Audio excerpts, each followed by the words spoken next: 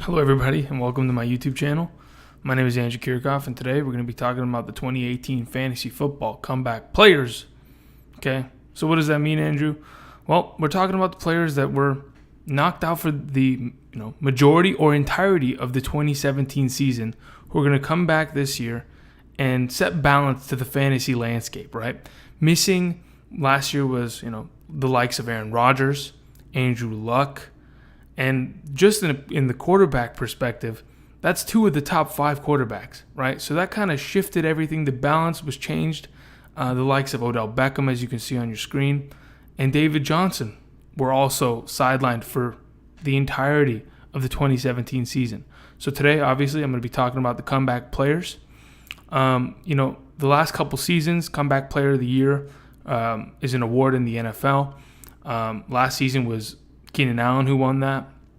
The year prior was Jordy Nelson. A couple years back was Gronkowski. Right, these are players that were injured, and in the following season they came back, they produced, and they were successful. Right, their injury did not dictate their career. It didn't, end their career per se. So, other than that, there's going to be timestamps below for anybody watching. But before we continue, I just want to thank everybody who's currently watching this video.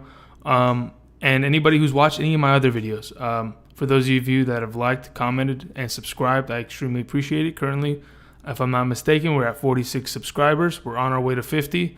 So I'm excited. And we're going to get there. And we're going to do it together. So without further ado, let's get into the first topic. Everybody, how's it going? Obviously, right? Aaron Rodgers. I mean, you kind of have to. He's the consensus number one ranked quarterback on a yearly basis for a reason, right? He's Aaron Rodgers. He's a guy that can come out, throw 4,000 plus yards a season and 40 touchdowns without even really breaking a sweat, right? No matter who surrounds him, with Jordy Nelson, without Jordy Nelson, this year he won't have to, he won't be with the assistance of Jordy Nelson, but they have pieces around him to make him successful, right? So let's talk more about Aaron Rodgers, right? Last season He'd only played about 6.5 games, right, until he broke his collarbone against the Vikings. Anthony Barr hit him pretty hard. But prior to that, 6.5 games, he had 16 touchdowns, which kept him on a pace to, break 40 touchdowns in that specific season, right? After he was done, he had played a couple more games in the back end of the season. If I'm not mistaken, he came in and played against the Panthers to see if they can make a wild card push. They lost, but at least he was able to come back. You saw he was healthy last season, right? He was able to come back, play one game. He produced decently, but his team just wasn't good enough to beat the Panthers that day. But for a fact Aaron Rodgers is going to be completely healthy despite this collarbone injury, which doesn't really have any looming effects like an ACL or an Achilles or any of that kind of sort of long-term damage. Right? As I mentioned before, Jordy Nelson is no longer a part of this team, but I think with Devontae Adams, Randall Cobb, Jimmy Graham, right? There's got to be one other wide receiver that needs to step up within this offense, whether it be Geronimo Allison, one of the newer rookies, the Equinamius kid. I don't know. That's a cool name, though. But someone's got to step up. Janis. I think he caught a Hail Mary a couple years back. Maybe Ty Montgomery becomes a wide receiver. Someone's got to step up in order to help out Aaron Rodgers because they're going to be missing their number one receiver that's been there for since Aaron Rodgers has kind of been around. So where do I see Aaron Rodgers this coming season, right? He's obviously going to be a top 5 quarterback, right? He's coming back to take over the spot, probably, try to push for a playoff position and, try to, get after the Super Bowl, right? This coming year, as I said before, Aaron Rodgers is an average 35 to 40, touchdown quarterback kind of guy. So if you play in a regular league where it doesn't require 2 quarterbacks, you can go ahead and take him, but I don't think that's that much more value comparatively to quarterbacks like Brady or Russell Wilson, Cam Newton that you can take later in drafts. So I wouldn't pay that much of a pretty penny for him.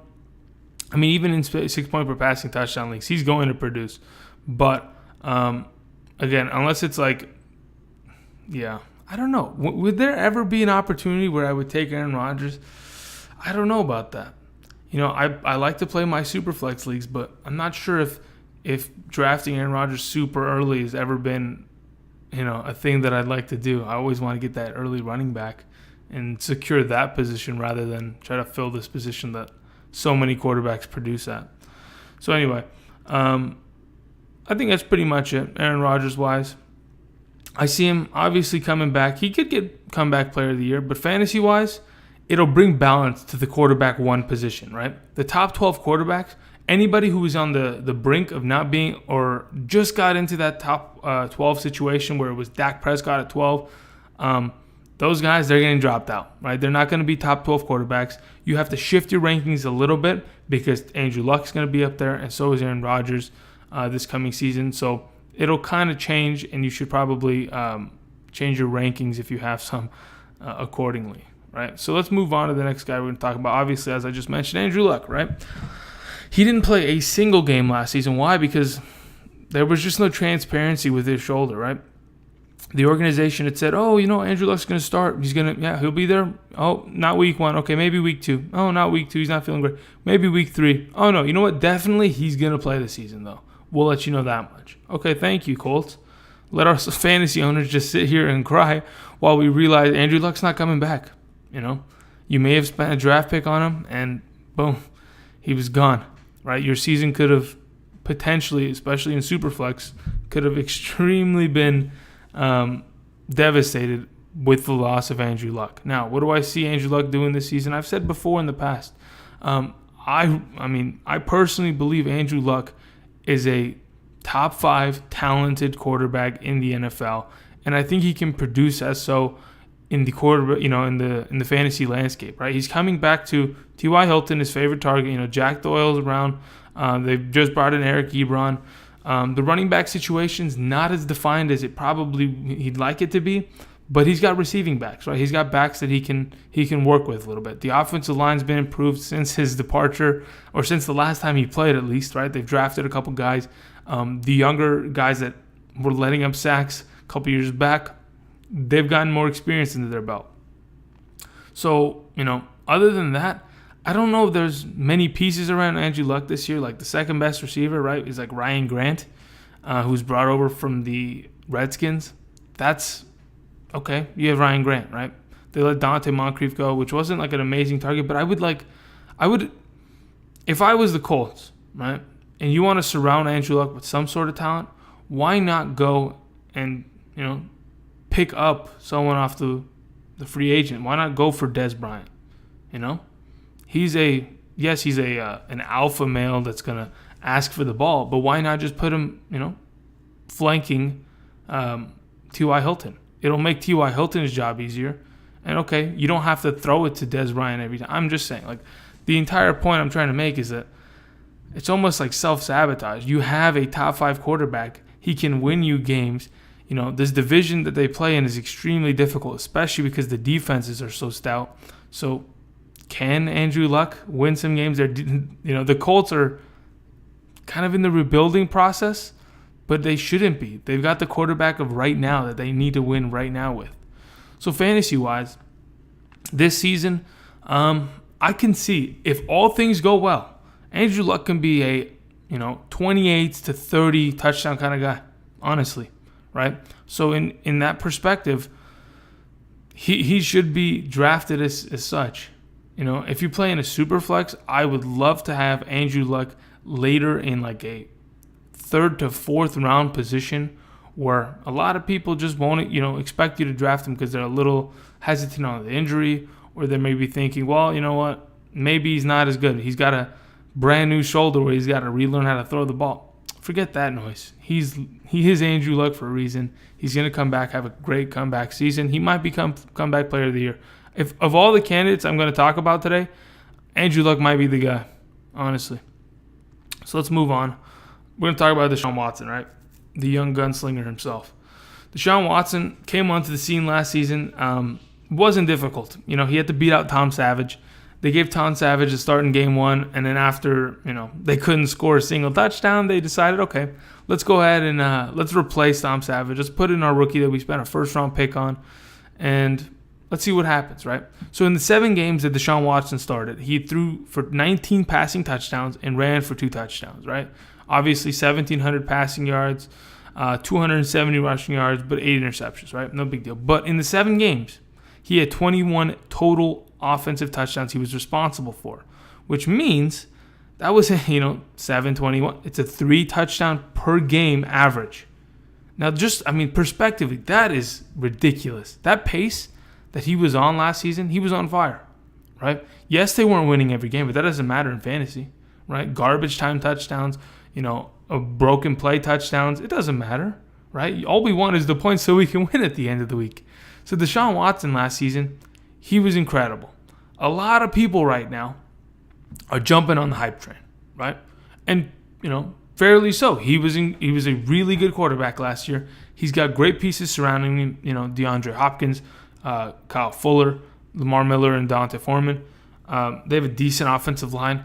But to be honest, with a young athlete as such, if the offensive line breaks down, he can pull a Russell Wilson and just leave the pocket, right? He's got the legs to do so. Yes, he tore his ACL last season. It was, if I'm not mistaken, it was a non-contact injury at practice, right? So fluke accident. It wasn't like,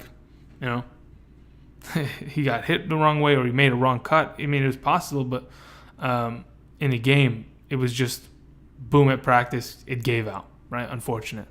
At least it happened at the point where he had enough time to recover. So coming into this season, he'll be ready by game 1. Unlike, let's say, for example, Carson Wentz, right, who had his injury at the 13th week. If I'm not mistaken, it was in December. So he's getting a lot less time to come back rather than Deshaun Watson, right? So, in super flex leagues, I've seen Deshaun Watson be taken in the end of the first round, early second round, right? It's tough. In like dynasty leagues, he's a young talent, right? He's in his second year.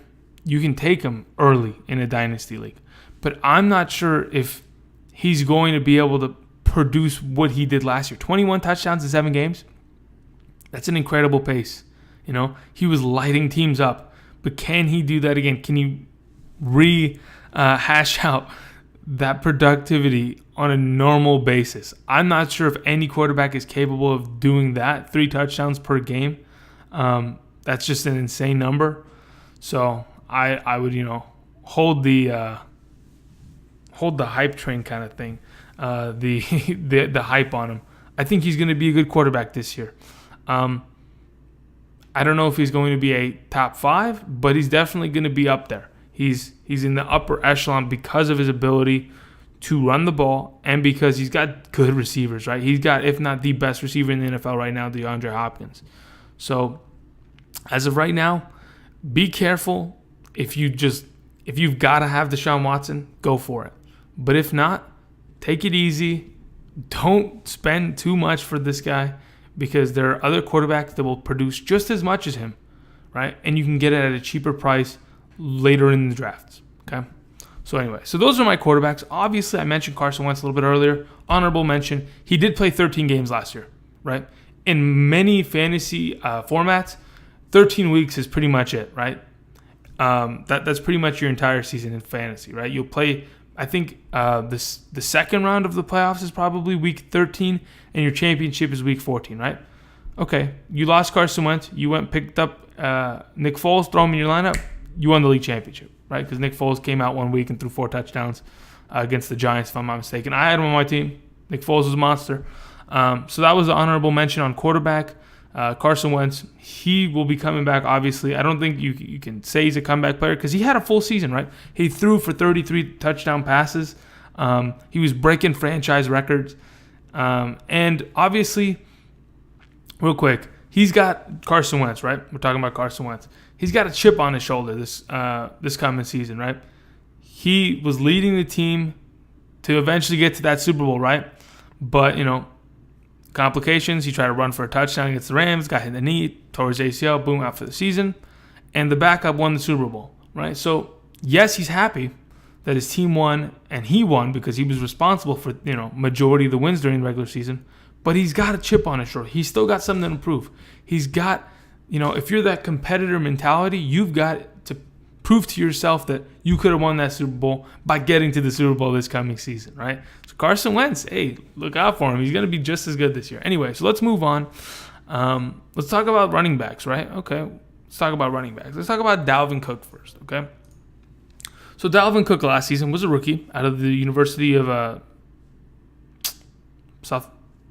What? What is his university? The same one Jameis went to. Jameis Winston went to. Is it Southern Florida? I don't know which one that is. I don't know. All I know is okay. Anyway, Dalvin Cook. Let's talk about Dalvin Cook. Right, last year he played 4 games for the Vikings, tore his ACL. Right, unfortunate. So here's the thing. Right, as of right now, Dalvin Cook is being drafted late first round. Okay, which is an ideal position for him. Right, but a lot of people will be like asking, why is that? Why is that even happening? Well, I'm here to tell you why that's happening.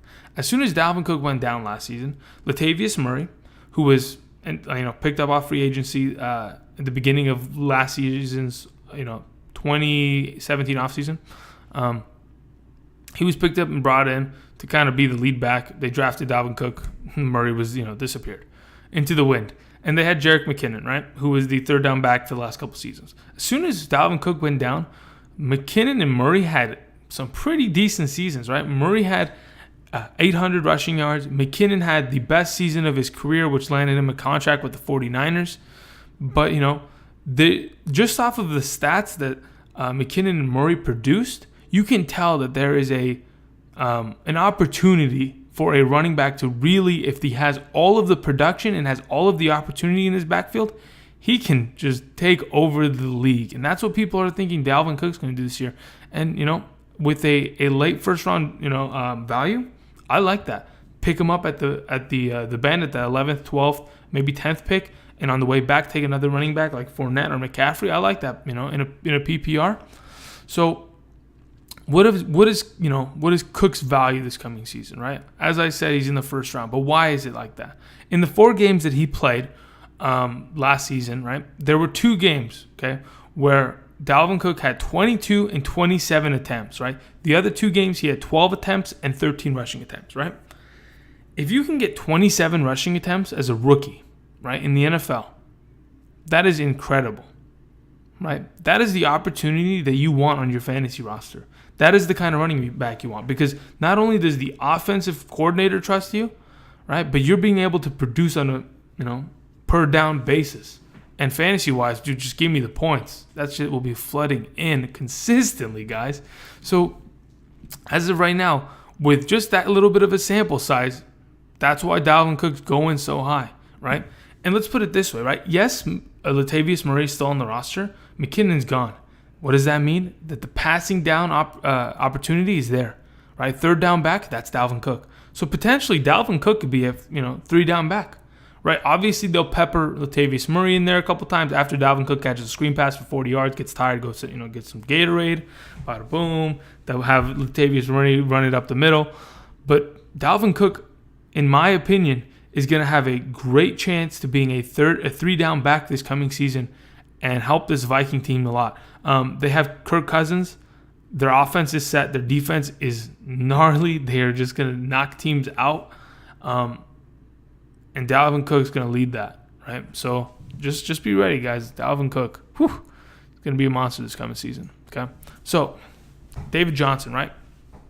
In 2016, he was the fantasy MVP, right? He was the fantasy MVP. He had 367.4 half-point PPR fantasy points, right? That would have made him have 400 full-point PPR points in 2016.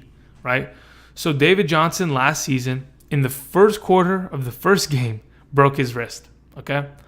Plain and simple, it was a little rough, but because, fantasy owners drafted him number 1 overall, assuming, damn, David Johnson had a great year last year. There might be a little bit of regression, but, I got to go for it. Broke his wrist. Your season was over. You cried. You couldn't believe it. You tried to go and fix it with picking up waiver wire guys. Nothing fixed it.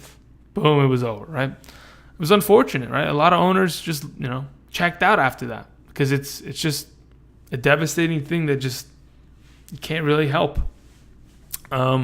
So this coming year, David Johnson, coming off a broken wrist, it's not like an ACL or an Achilles. It's nothing you have to worry about long term, right? So after he's been fully healed, he didn't come back, right?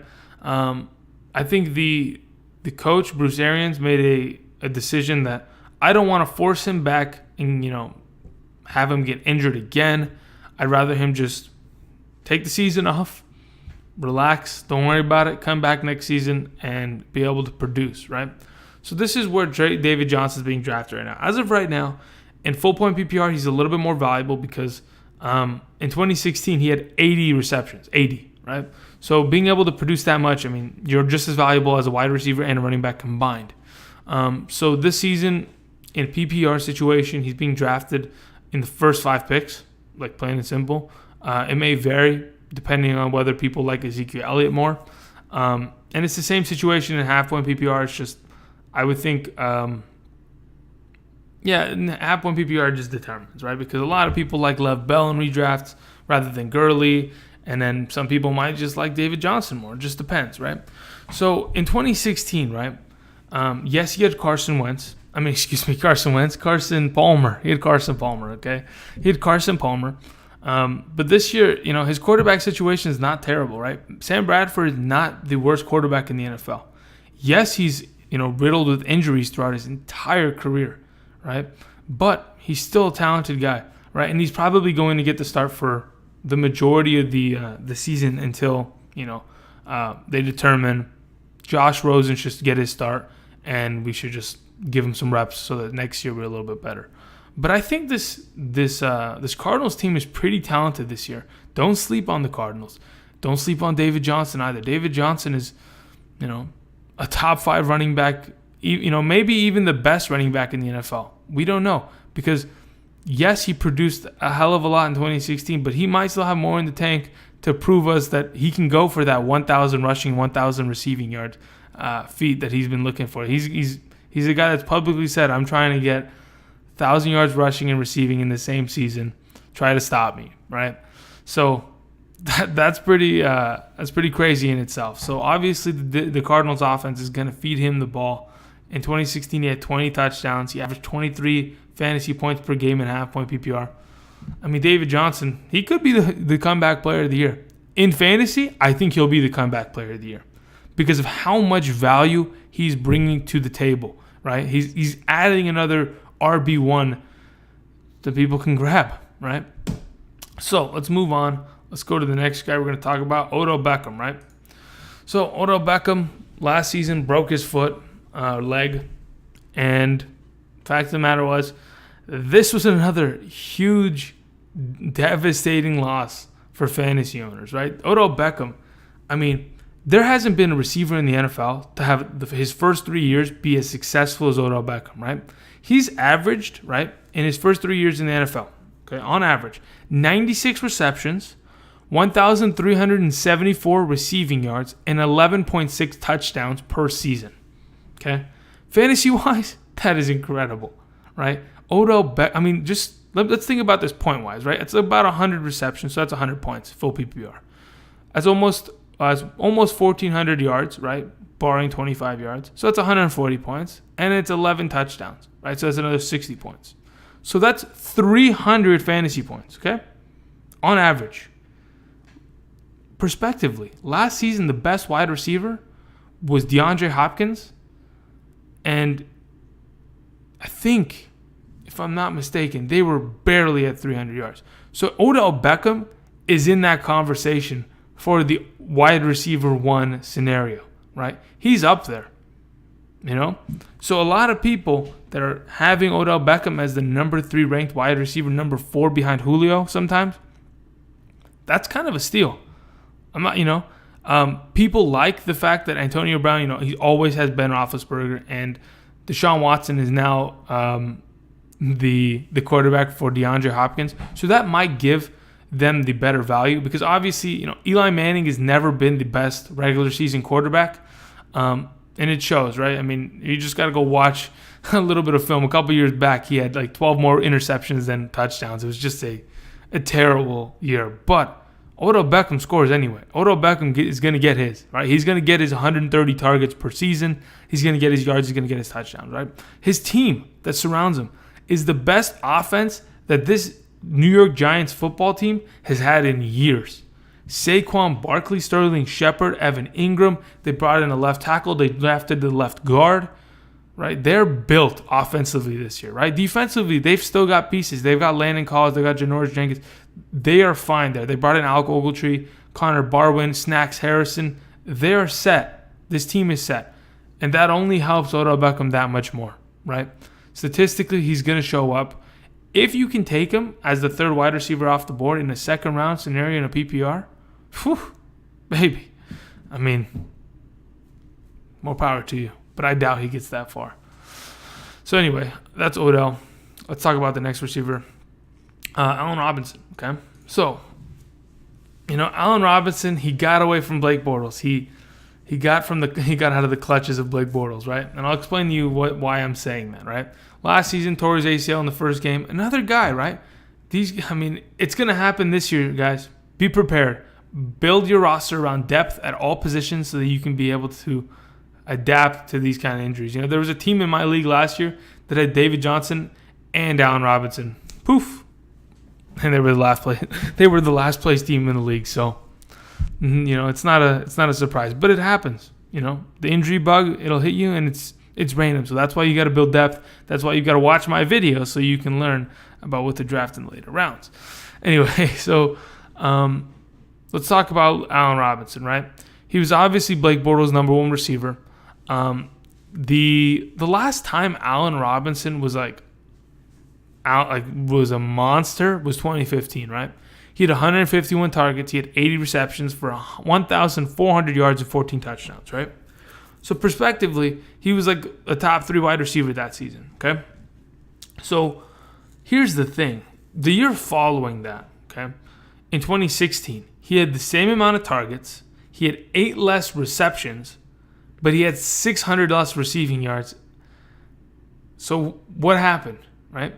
I 100% constitute that entire 2015 season to garbage time, and it really was, right? It was a garbage time year.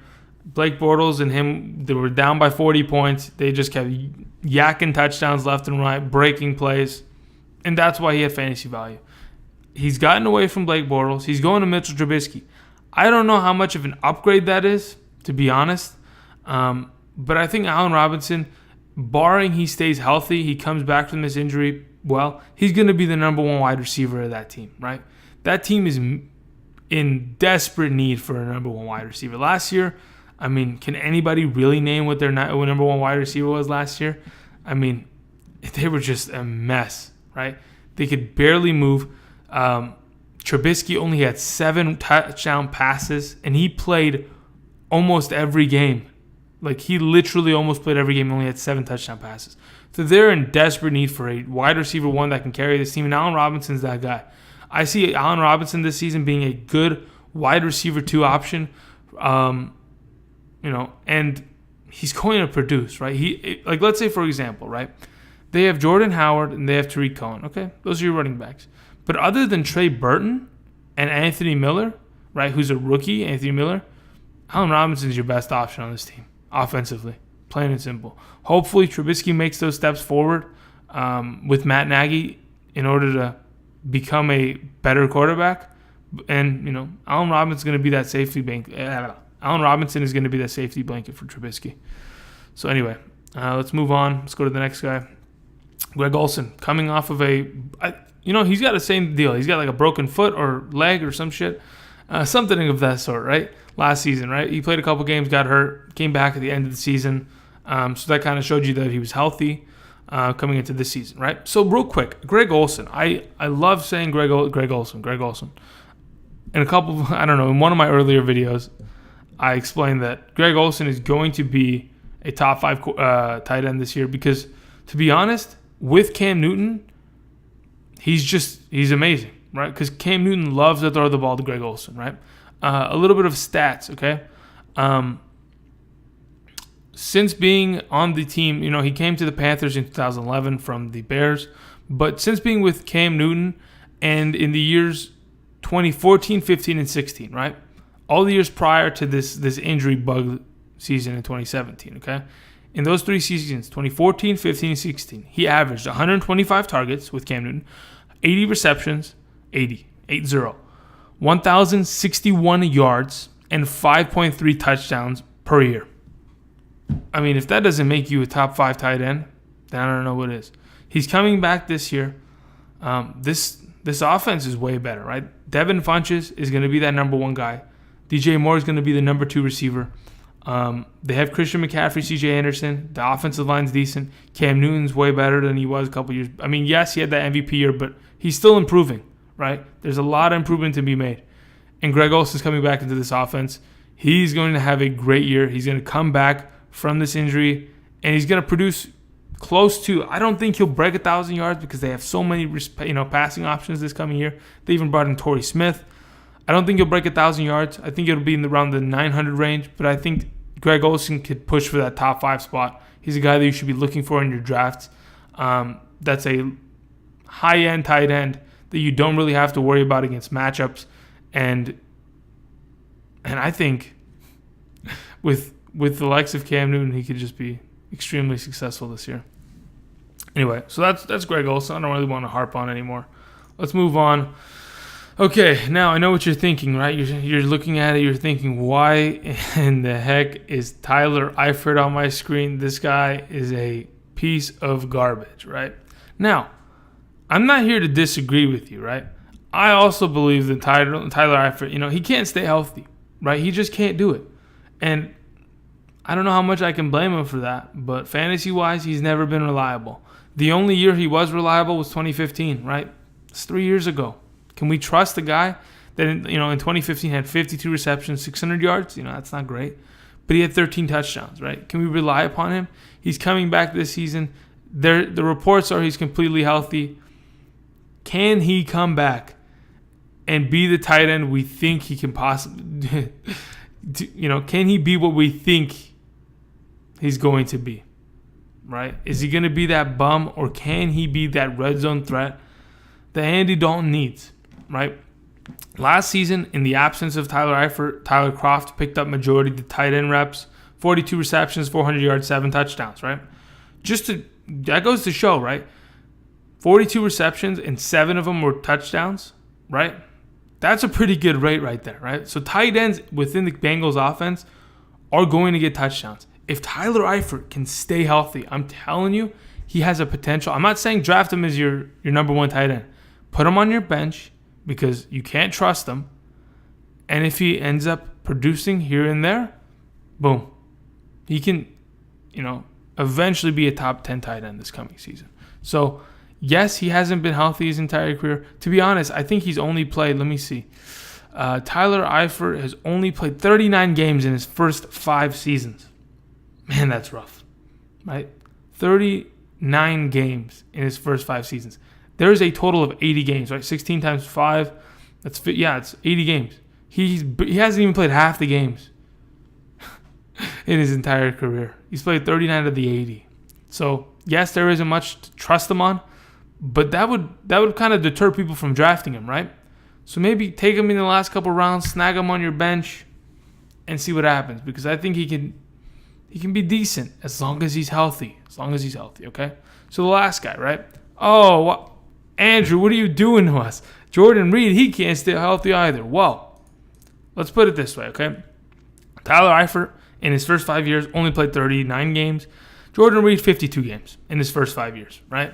They're both from the same draft class, so it's kind of similar, okay? But again, yes, Jordan Reed can't stay healthy either, okay? His best season was in 2014.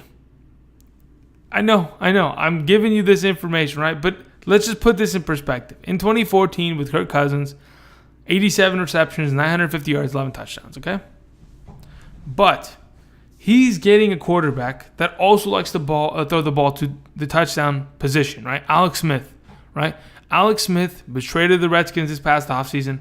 He loved throwing the ball to Travis Kelce, right? Athletic, tall, tight end that can go downfield and is practically a receiver, right? That's Jordan Reed, right?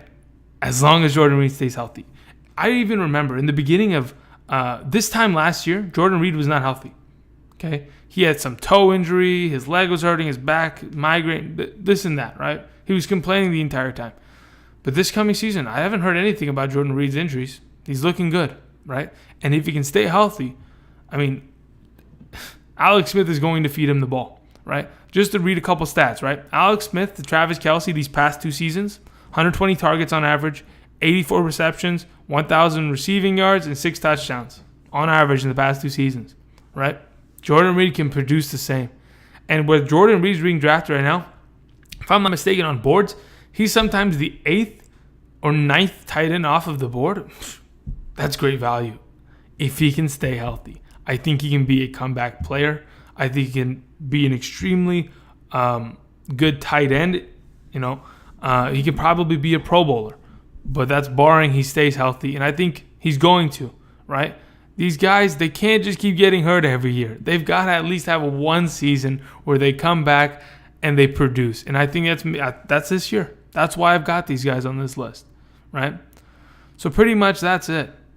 Those are the players. Again, I talked about Aaron Rodgers, Andrew Luck, Deshaun Watson, a little bit about Carson Wentz, David Johnson, and Dalvin Cook, Odell Beckham Jr., and Allen Robinson, as well as Greg Olsen, Tyler Eifert, and Jordan Reed. I honestly think Jordan Reed can be really good this year, guys. Just because of where he's being drafted and just the fact that, yes, he's had a little bit of shaky years here and there, but he's healthy right now. You know, in the first game he gets hurt. I'm sorry, okay? I'm sorry. But I doubt that happens. He's going to come back. He's going to be pretty talented. He's going to produce some good enough fantasy value to where you'll be satisfied, okay? Anyway, I want to thank everybody for watching. Appreciate it. I'll have another video about Superflex a little bit later this week. I don't know what it is. Everybody likes Superflex videos. Maybe nobody else produces Superflex content. That might be it.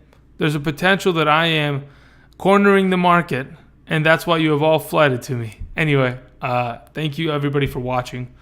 Please like, share if you haven't already, subscribe, and I'll see you guys next time. Anyway, later this week, Superflex.